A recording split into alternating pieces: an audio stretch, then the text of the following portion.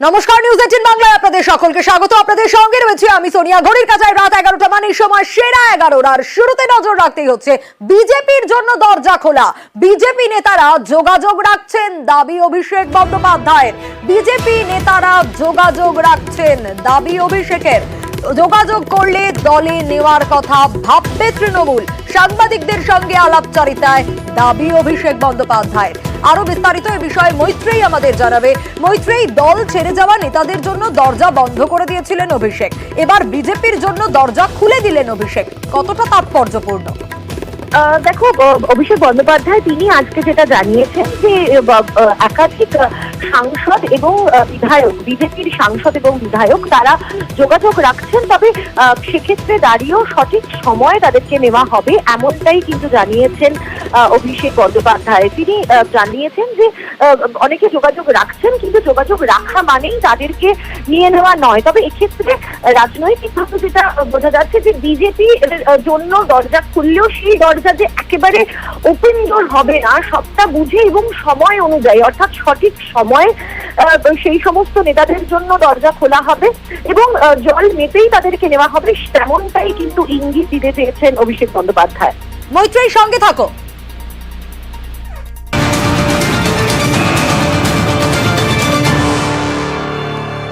এখানে শেষ নয়, কেন্দ্রীয় সরকারের আয়ু নিয়েও মন্তব্য করেছেন অভিষেক বন্দ্যোপাধ্যায়। আরো বিস্তারিত জানাবে মৈত্রেয়ী এ বিষয়ে।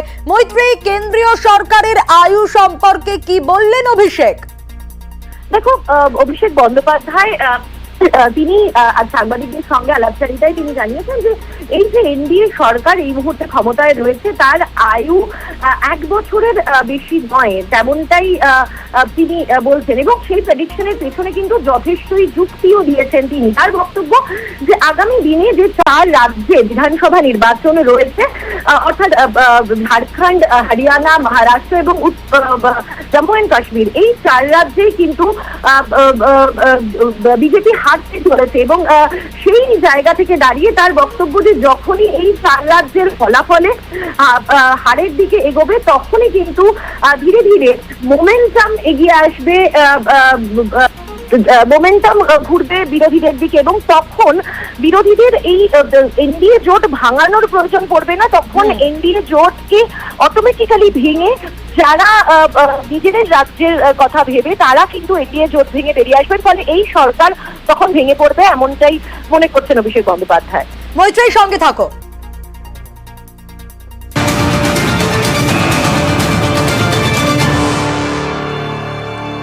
এখানে শেষ নয়, বাংলাকে বঞ্চনা করায় বিজেপির ফল খারাপ, দাবি অভিষেকে। তারই পাশাপাশি যতদিন যাবে বিরোধীরা শক্তিশালী হবে, এমনটাও দাবি করেছেন অভিষেক।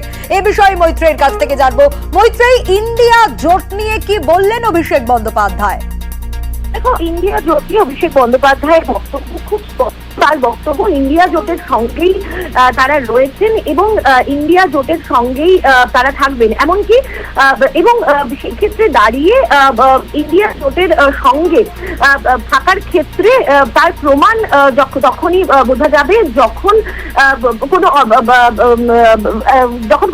ভোটাভুটির পর্ব আসবে সংসদ, এবং তখনই কিন্তু বোঝা যাবে যে ইন্ডিয়া জোটের সঙ্গেই তারা রয়েছেন। এবং এক্ষেত্রে এটাও কিন্তু জানিয়েছেন যে ইন্ডিয়া জোটের সঙ্গে থাকলেও তাদের আসল দায়বদ্ধতা কিন্তু বাংলার মানুষের প্রতি, তার কারণ বাংলায় একা লড়াই করে জিতে এসেছে, ফলে ইন্ডিয়া জোটের সঙ্গে থাকলেও তারা যে বাংলায় একা লড়াই করে জিতে এসেছেন সেই ইন্ডিভিজুয়ালিটিটাও কিন্তু রাখতে চায় তৃণমূল কংগ্রেস, এবং তাদের যে দায়বদ্ধতা বাংলার মানুষের প্রতি রয়েছে সেটাও খুব পরিষ্কারভাবে ব্যর্থহীন ভাষায় বুঝিয়ে দিয়েছেন অভিষেক বন্দ্যোপাধ্যায়। তার সঙ্গে সঙ্গে তিনি যেটা জানাচ্ছেন যে ইন্ডিয়া জোটের সঙ্গে যে তিনি ছিলেন তার উদাহরণ দিতে গিয়ে একাধিক উদাহরণ উঠে আসে। তার মধ্যে যেমন রয়েছে যে তৃণমূল কংগ্রেসকে আমরা দেখেছি বিধানসভা একাধিক রাজ্যে বিধানসভা নির্বাচনে প্রার্থী দিতে, কিন্তু তার বক্তব্য যে সেই সমস্ত রাজ্যের দিকেই তৃণমূল কংগ্রেস গেছে যেখানে কংগ্রেস শক্তিশালী নয়, অর্থাৎ বিজেপি যেখানে শক্তিশালী রয়েছে, এবং সেখানে গিয়ে বিজেপির যে শক্তি সেটাকে খর্ব করার চেষ্টা করেছে তৃণমূল, এবং কংগ্রেসকে কখনোই, কংগ্রেস যেখানে শক্তিশালী সেখানে প্রার্থী দেয়নি তৃণমূল। অন্যদিকে দাঁড়িয়ে দাঁড়িয়ে অভিষেক বন্দ্যোপাধ্যায় এটাও বলছেন যে নির্বাচনের আগে বাংলায় যাতে আসন শেয়ারিং হয় তার জন্য কিন্তু কথা হয়েছিল এবং তারা প্রস্তুত ছিলেন কংগ্রেসকে 2টি আসন ছেড়ে দেওয়ার জন্য। রাহুল গান্ধীর সাথে এই বিষয়ে তার কথাও হয়েছিল। মানে সার্বিকভাবে ইন্ডিয়া জোটের সঙ্গে তারা রয়েছেন, তবে বাংলার প্রতি দায়বদ্ধতা তাদের সবসময় রয়েছে এবং তাদের ইন্ডিভিজুয়ালিটি তারা কখনোই ছাড়বেন না, তেমনটাই স্পষ্ট করে দিয়েছেন অভিষেক বন্দ্যোপাধ্যায়। বেশ মৈত্রেয়ী।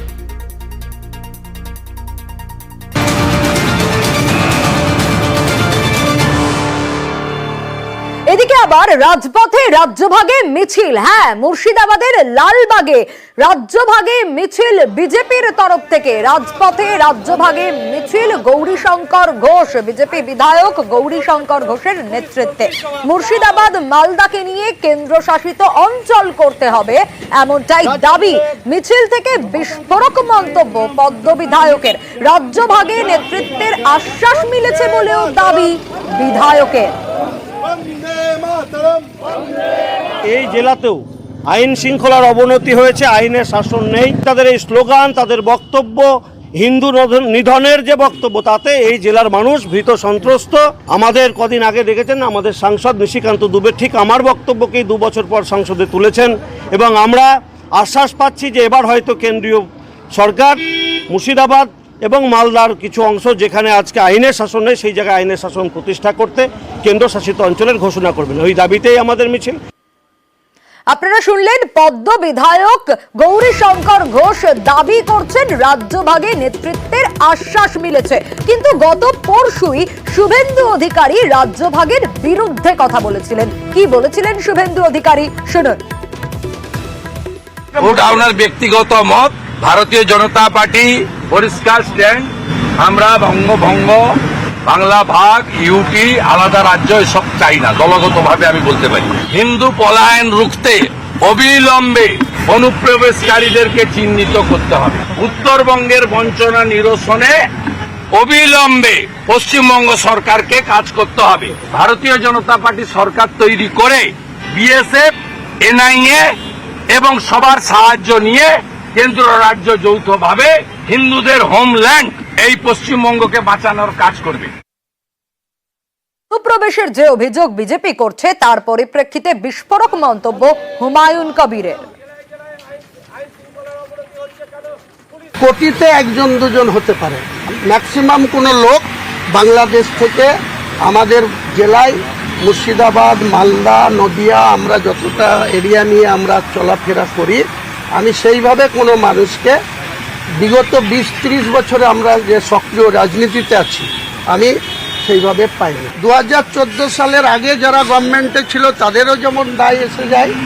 2014 সাল থেকে নরেন্দ্র মোদীজি ভারতবর্ষের প্রধানমন্ত্রী, স্বরাষ্ট্র মন্ত্রকটা তাদের দলের, অমিত শাহজি নাম্বার 2।